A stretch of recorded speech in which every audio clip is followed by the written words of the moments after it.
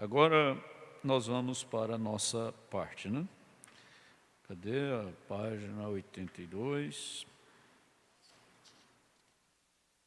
Então, domingo passado, nós falamos sobre a questão da autorresponsabilidade. Significa a pessoa responsabilizar-se, não ficar tentando escapar das coisas, né? E entre as 6 coisas que nós citamos, nós falamos de 2, não foi isso? Se for criticar, faz o quê? Se for criticar, cale-se. Se for reclamar das circunstâncias, dê uma sugestão. Agora, a próxima coisa é, se for buscar culpados, busque a solução. É melhor nós solucionarmos do que ficarmos culpando, porque não adianta culpar, né? Se for se fazer de vítima, faça-se de vencedor. Se for justificar seus erros, aprenda com eles. Se for julgar alguém, não julgue a pessoa, julgue atitudes. Então, agora eu vou para o terceiro, né, tópico aqui, que é, se for buscar culpados, busque a solução. Assim como criticar, buscar culpados é uma maneira simples e rápida de se desresponsabilizar pelo mundo em que vive. Foi a mulher que o Senhor me deu que fez isso. Eva, por que você fez isso? Não, foi a serpente que me enganou. Então é assim, né? A gente está sempre querendo lançar nos outros a culpa. Eu sou pobre, culpa do meu pai. Eu não sei fazer nada porque minha mãe não me ensinou. A tendência é ficar jogando culpa nos outros. Desresponsabilizar pelo mundo em que vive, pelos acontecimentos, por fatos e resultados obtidos em sua vida. É muito fácil olharmos para os erros dos outros, porém, é bem mais difícil percebermos os nossos. Buscar erro nos outros é muito fácil, mas perceber os nossos, ou assumir os nossos, autorresponsabilize-se, isso quer dizer, assuma. É tão bom a gente dizer, eu estou errado. É muito melhor do que ficar dizendo, não, eu não estou errado, não foi eu que errei. Não, é muito melhor dizer logo, eu estou errado. A culpa é minha. Neurologicamente, é um grande perigo. Presta bem atenção nessa parte aqui. Presta atenção para você ver. Eu estou lendo, não estou falando de mim mesmo, não. Neurologicamente, é um grande perigo, pois o hemisfério direito, que é o lado realizador de nosso cérebro, o hemisfério direito é de cá, né? É o lado realizador do nosso cérebro. Ao receber a mensagem de que o resultado insatisfatório obtido foi culpa dos outros, cria o seguinte diálogo interno: por que mudar e fazer diferente se o resultado negativo obtido foi por culpa de outro?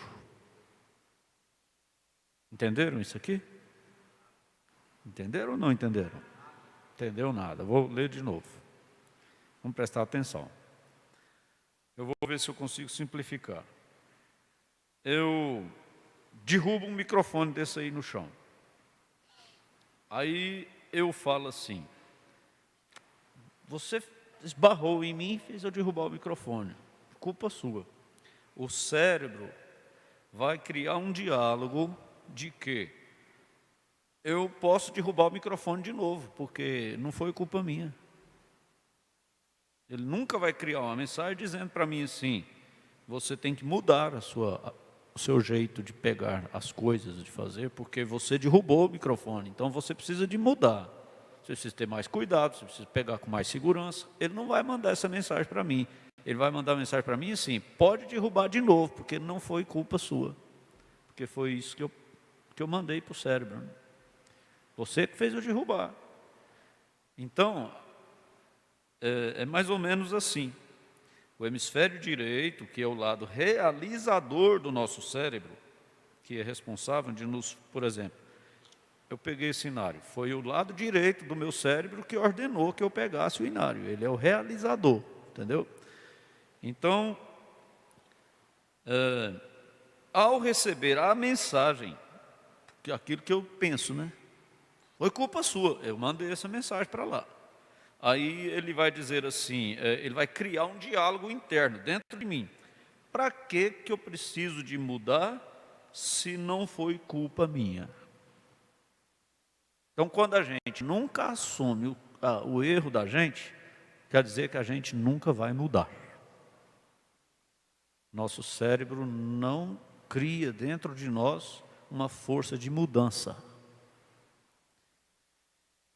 E a vida, gente, cada dia ela vai melhorando, vai aperfeiçoando, se nós formos mudando as coisas que precisam mudar. Se nós não fizermos isso, a vida não melhora, ela só vai ficando cada vez pior. Pessoa que tem uma opinião assim, não. Eu nasci assim, eu sou assim, eu não mudo. Isso não existe. A vida vai passando e tudo vai mudando, tudo vai aperfeiçoando, tudo vai melhorando. Por que eu não posso mudar? Por que eu tenho que viver sempre aquela pessoa rígida, como é que eu diria outra coisa? Inflexível, né? Cheia de opiniões? Não, isso não existe. A gente tem que ir aprendendo, todo dia, aprendendo. À medida que você vai aprendendo, você vai adaptando com aquilo que você está aprendendo. Isso é bom para você. Quem não quer aprender uma coisa melhor? Quem não quer aprender um jeito melhor? Se você aprender um jeito melhor de fazer certa coisa, não é muito melhor do que você continuar fazendo de um jeito mais difícil? Então, a gente tem que querer aprender. E a gente aprende aceitando que a gente não sabe. Quem sabe tudo nunca aprende. A coisa mais difícil que existe é você ensinar uma coisa para quem sabe tudo. Você vai ensinar para ele, ele já sabe. Só que sabe tudo errado, sabe de acordo com a mentalidade dele. Mas não tem coisa melhor do que você aprender com quem realmente sabe. O melhor professor que existe no mundo chama-se livro. Sabia? O melhor professor que existe no mundo chama livro. Então, você pegar um livro como esse aqui, por exemplo, e aprender com ele, é bom demais, não é? Você está aprendendo realmente com quem sabe. É claro que o livro alguém escreveu, mas esse que escreveu o livro, ele sabe o que ele está escrevendo. Agora, tem pessoa que não lê, não ouve, quando ouve, ignora, e a gente só fica com pena. Né? Mas então a verdade é essa aqui. Foi culpa sua, Elias. Então estou dizendo para o meu cérebro, eu posso continuar, eu não sei de mudar não, porque... Né? E às vezes quem eu culpei sai melhor do que eu, porque ele vai falar, bom, então se foi culpa minha eu vou melhorar, né? Eu vou corrigir. Dessa maneira, a pessoa continua a repetir os mesmos erros, sem, no entanto, aprender com eles. Afinal, se são os outros os responsáveis por tudo isso estar assim, por que eu deveria mudar? Eu não tenho culpa de nada, eu não erro. Aí a coisa fica ruim, né? Os outros que mudem. Quer ver alguns exemplos típicos desse raciocínio? Por que mudar se os políticos é que são corruptos? Por que mudar se o problema é meu professor que é ruim? Por que mudar se o problema é minha esposa, que é crítica e reclama de tudo? Por que mudar se o problema é a minha equipe, que é desmotivada e não corre atrás de vendas? Por que mudar se o juiz de futebol é que é o ladrão e meu time sempre perde? Exemplos, né, que ele está dando aqui. Enquanto você não abolir essas justificativas, aí vamos para o pastor Joaquim Gonçalves. Ele não aceita justificativa. A única justificativa que ele aceita é essa: eu estou errado e quero melhorar, quero corrigir, quero acertar. Ele não aceita. Não adianta você chegar nele e ô pastor Joaquim, eu quero falar para o senhor que isso aconteceu por causa dele. Ele vira as costas, não dá nem atenção. Justificativa só serve para manter a pessoa no mesmo nível, no mesmo erro de novo, no mesmo relaxo. É verdade. Enquanto você não abolir essas justificativas e desculpas intelectuais de sua vida, nada vai mudar. Irmãos, tem coisas na nossa vida que exigem mudança. Não adianta orar, não adianta jejuar, não adianta ficar pedindo oração. A gente tem que entender que a gente tem que mudar a gente. Eu sempre digo isso para as pessoas. Às vezes as pessoas dizem, eu vou mudar por causa disso, disso e disso. Não, mudar de lugar não adianta. Se você não mudar você, se você não mudar a sua mentalidade, pode rodar no mundo inteiro que não vai adiantar nada. Tenho visto muitos vendedores chegar de uma venda, ou melhor, de uma tentativa de venda, reclamando, criticando e culpando os clientes por seus resultados ruins. Eles só querem descontos impossíveis, prazos enormes, etc. Afinal, se são os clientes os culpados, por que esse vendedor deveria mudar? Por que esse vendedor deveria usar novas técnicas? Por que se capacitar mais, fazer novos treinamentos, se o problema e a culpa pelos seus fracassos são dos outros? Não busque culpados. Busque soluções e aliados, parceiros de uma aprendizagem eterna. Todo o tempo aprendendo.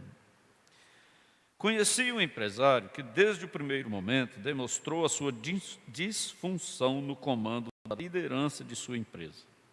Lá todos os gerentes repetiam o comportamento agressivo e acusador apresentado por ele. A atitude era a de sempre buscar culpados. A equipe comandada estava o tempo todo tensa. Às vezes, dentro de casa, a gente cria isso, né? Fica a família toda tensa, o tempo todo. E nervosa, e acabava reproduzindo o comportamento dos seus líderes. Afinal, todos sabiam que se errassem, seriam acusados, criticados, mas principalmente seriam vistos como culpados. Na empresa, fazia-se o mínimo necessário, pois as pessoas não queriam correr o risco de errar. Por exemplo, a menina vai fazer uma comida, deixa a comida queimar, ou então aí a mãe derruba a casa em cima dela, ela nunca vai ser uma boa cozinheira, porque toda vez que ela for pôr a mão no fogão, ela vai pensar assim, eu não sei fazer, eu não dou conta de fazer. Isso vai ficar impregnado nela a vida toda. A minha mãe é boa, mas eu não sei fazer. Eu não sei fazer isso, eu não sei fazer aquilo. Por quê? Porque ela vai ficar com um sentimento assim, eu prefiro não errar do que fazer. para ser criticada. É um exemplo estudando. Quando erros eram cometidos, dava-se um jeito de ocultá-los pelo maior tempo possível para que, quando as falhas fossem descobertas, ninguém fosse responsabilizado e punido. Vocês sabem que tem criança que, quando comete uma falha, ele passa mal, porque a mãe dele, o pai dele, não pode descobrir nunca. Senão, ele diz assim, se meu pai e minha mãe ficarem sabendo, eles vão me matar. E esconde aquilo. Aquilo faz mal para aquela criança. Então, é a questão, né, da sabedoria na criação dos filhos, do diálogo. Aí é igual aquele pai, né, daquela história, daquele menino que foi acudir o outro lá, chegou em casa molhado e tal. E depois a pressão do pai em cima daquele menino matou ele. E depois o colega chegou lá e disse, ele me acudiu ontem, eu estava morrendo afogado, ele pulou lá dentro e me salvou. Aí o pai ficou louco. Mas o filho ia explicar, o pai não deixava, porrete nele. Ó. Então, o pai corrigir um filho sem dar o direito do filho falar é carrasco, né? É uma crueldade. E assim é tudo. Todo mundo tem direito de falar, todo mundo tem direito de explicar, todo mundo tem direito de contar, mas às vezes tira-se o direito. Aí o que acontece? Ele fica com medo de ser punido, né? Quando um serviço não era bem feito, por exemplo, o produto e a ordem de serviço simplesmente desapareciam. A equipe não se empenhava em fazer um bom trabalho ou aprender o máximo da sua função. Dedicava esforços apenas para se defender das culpas que vinham como pedras arremessadas sobre ela, sobre a equipe. É melhor defender da culpa do que ser sincero e mostrar, né? Agora, o item 4, não se fazer de vítima. É um mal muito ruim também isso aqui. Mas preste atenção. Muitas pessoas possuem um terrível hábito de se fazer de vítima. Seja criticando e reclamando, seja se colocando em uma situação de inferioridade, sofrimento. Por que tantas pessoas se fazem de vítima e praticam a autocomiseração? Existem várias explicações e diversos motivos. Um deles é o seguinte: as pessoas, quando crianças, precisam se sentir amadas e importantes. Rapaz, presta atenção nisso aqui. Moça, presta atenção nisso aqui. Isso acontece dos dois lados. Então, um dia, a criança adoece e, quando os pais percebem que era uma doença um pouco mais grave, voltam-se totalmente para ela, com carinho, atenção e cuidado. Justamente o amor que a criança tanto almejava antes da doença. Passam-se dias, ela fica sã, e mais uma vez as coisas voltam a ser como eram antes. Os pais já não têm mais aquele cuidado com ela, aquela atenção, aquele carinho, e ela já não percebe mais o amor que desejava deles. E como é normal, na primeira infância, mais uma doença surgiu e novamente todas as atenções se voltaram para a criança. Carinho, atenção, cuidados, gostos e vontades. Mais uma vez ela sentiu a plenitude de ser amada e importante. A repetição desse ciclo deixou um aprendizado inconsciente nessa criança. Quando sofro, fico doente, debilitada, eu passo a ser amada, amparada e querida. Quando estou boa e sã, ninguém liga para mim. Crescemos e nos tornamos adultos, racionais. Porém, aquela criança continua lá dentro de nós. Você tem uma criança dentro de você. Aquela criança que você foi, está aí dentro de você. Ansiando por atenção e carinho, querendo se sentir importante e ser amada.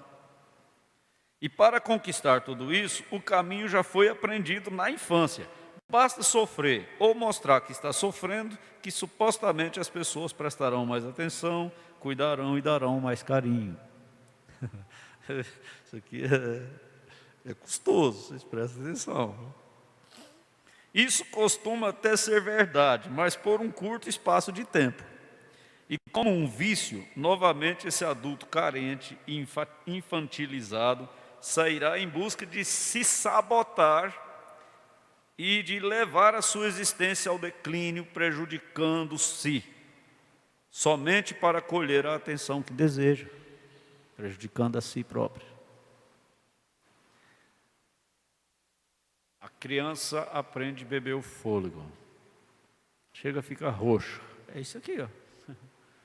Já está aprendendo a sabotar, né? Meu filho, meu filho, vai morrer não, ele tá sabotando. O médico diz, nunca uma criança bebeu fogo e morreu.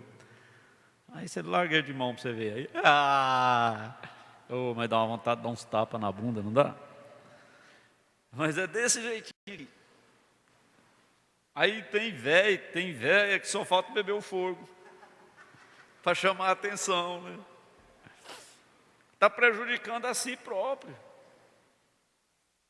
Para isso, mostrará quem lhe der ouvidos que está sofrendo. Quem lhe der ouvidos, eu estou sofrendo demais da conta. Sofrendo o quê? O que você está sofrendo mesmo? Que está em crise, desmaia de mentira. Morreu, desmaiou. Só para chamar a atenção. Aí, que sua vida é muito difícil, relatará com uma incrível riqueza de detalhes, como as coisas estão difíceis em casa, as contas atrasadas, carestia e sofrimento, abandono, casamento fracassado e assim por diante. O afeto e a atenção obtidos dessa maneira, porém, são fugazes. Logo, as outras pessoas retomam seus afazeres e sua vida, esperando que a outra pessoa faça a mesma coisa. Contudo, ela está tão envolvida em sua vitimização que apenas fica à deriva, aguardando a próxima oportunidade de se apresentar como sofredora para chamar a atenção de novo. Mas que vida ruim é essa, né? Quantas oportunidades são perdidas com esse comportamento? Quantos relacionamentos são prejudicados e mal vivenciados por causa dessa negatividade? Estraga o casamento. O marido não sabe o que faz. Tudo que faz não é suficiente. A mulher é vítima o tempo todo de sofrimento. É chorando, é reclamando, é com aquela cara de quem pediu e não ganhou. E é a vida toda desse jeito. Que ambiente que cria. E homens assim também, porque tem homens assim também. Que a mulher não sabe o que faz para agradar ele. Tudo que faz para agradar ele, ele continua aquela vítima, né? Se você de fato quer chamar a atenção, ser querido, amado e admirado, viva como um vencedor. Haja como um vencedor. Fale como um vencedor. Pior coisa que existe é uma pessoa ser dependente. Dependente. Mas isso é ruim demais, gente.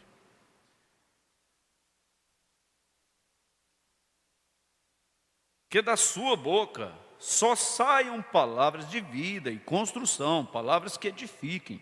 Ninguém consegue a atenção e o carinho de outras pessoas por um longo período falando de sofrimentos e suas angústias. Meu filho, minha filha, meu bem, sim, tá, chama a atenção ali um pouquinho, de repente a pessoa vira as costas, vai cuidar da vida dele, a coitada fica lá, né? O coitado fica lá. Então, a não ser que essa pessoa, ninguém consegue a atenção e o carinho de outras pessoas por um longo período, falando de seus sofrimentos e suas angústias, a não ser que essa outra pessoa também seja acometida do mesmo mal, aí vira dois, né? Clamando um para o outro. Não, minha filha, você está desse jeito. Eu vou falar para você, comigo é muito pior. Deus me livre, eu estou longe. Quer ficar bem longe. A vitimização. Aí serão duas pessoas debilitadas emocionalmente, servindo de muleta uma para a outra. Um ciclo vicioso, maléfico e autodestrutivo. Não tem lucro nenhum com isso, só atraso, só prejuízos, só mal. E o tempo já se foi, e eu ia falar agora sobre o quinto item, não justificar seus erros. E o sexto, não julgar as pessoas. E aí depois vem uma outra parte muito importante aqui. Mas fica para o próximo domingo. Pode concluir.